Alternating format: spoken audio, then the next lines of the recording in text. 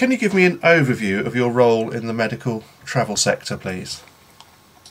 I have based my involvement on a cumulative experience that I had in the advertising, marketing, and branding field. So I worked for many years in the advertising business.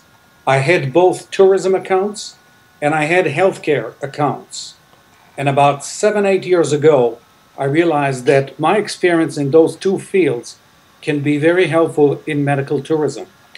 And I got involved, and now I'm involved up to my eyeballs. What does brand really mean in medical tourism? Medical tourism, being a business, is something that is equivalent to any other brand in the world, especially today when customers who are paying consumers are not patients anymore. Patients are people that basically follow instructions from doctors. Customers have a choice, and we know that today, with the participation of so many countries in medical tourism, there is such thing as a brand, because certain countries are developing a brand, developing a personality, developing a reputation, and therefore they put themselves in the market just like any other consumer goods company does. So famous hospitals, those that develop a brand, will have an advantage on hospitals that might have wonderful equipment, but nobody ever heard of them. And can you give any examples of good or bad examples of brand that you've seen? I think that, in our business, we kind of consider Bumrungrad in Thailand to be the granddaddy of the hospitals that develop a brand for themselves. And based on that brand, suddenly Thailand became a destination for medical tourists.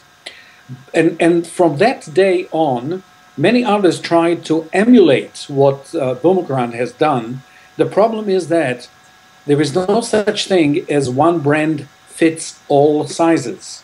So people who are trying to emulate exactly the formula that was done in Thailand years ago probably are not going to succeed. Each brand, each hospital, each destination has to develop its own brand.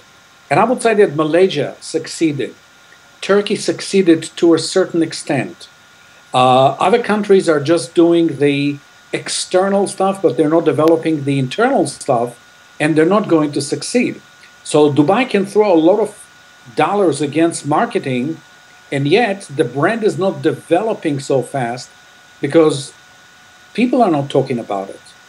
The only people who are talking about it are the people in Dubai, but nobody else. Why should people come to London for the IMTJ Summit in April? During the years that I've been involved in the business, I've met some wonderful people, people that I respect, people that I share opinions and professional views about the industry.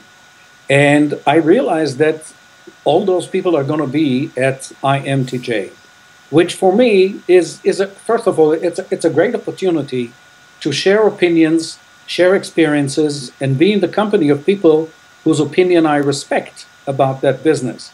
I think that almost all of them are actually leaders in this category. And there is no better place to be than to be with the leaders of the industry and to learn from them.